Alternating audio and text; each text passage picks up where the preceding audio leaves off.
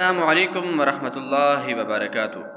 میں امید کرتا ہوں آپ سب حضرات خیر و عافیت کے ساتھ ہوں گے۔ آج ہم نورانی قاعدے کا 12واں سبق شروع کرنے جا رہے ہیں۔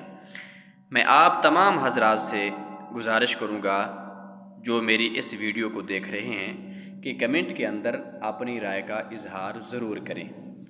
کوئی بھی ساتھی کوئی مشورہ دینا چاہے تو ضرور ہمیں وہ مشورہ عنایت فرمائیں، کمنٹس کے اندر ضرور لکھیں اور ہمیں انشاءاللہ اس سے بہت زیادہ خوشی ہوگی۔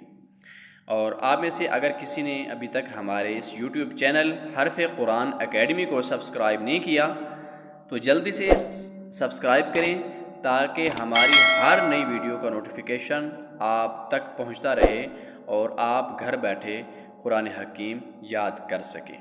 تو آئیے آج کا سبق شروع کرتے ہیں۔ بسم اللہ الرحمن الرحیم۔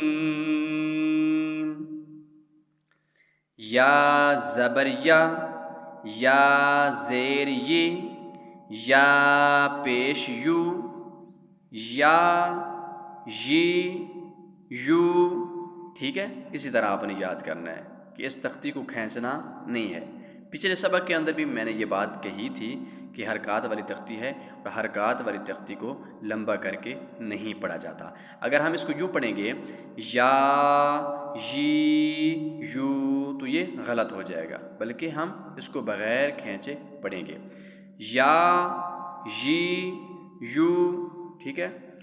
ضاد زبر ضاد زیر ضاد پیش ضو، ٹھیک ہے؟ لام زبر لام زیر لام پیش لو،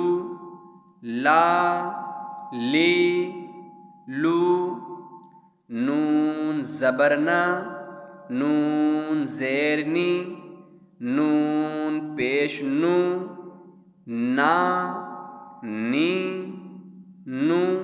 ٹھیک ہے؟ کسی بھی لفظ کو نہیں کھینچا جائے گا۔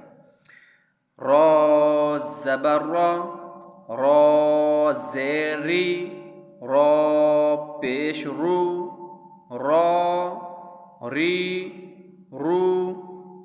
طا زبر طا زیر طا پیش طو،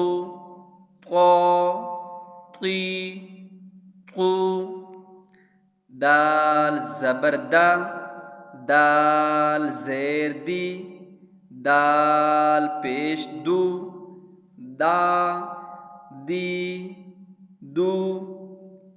تا زبر تا زیر تا پیش تو۔ ہمارا 12واں سبق الحمدللہ مکمل ہو چکا ہے۔ کل سے انشاءاللہ ہم آگے 13واں سبق پڑھیں گے۔ السلام علیکم ورحمۃ اللہ وبرکاتہ۔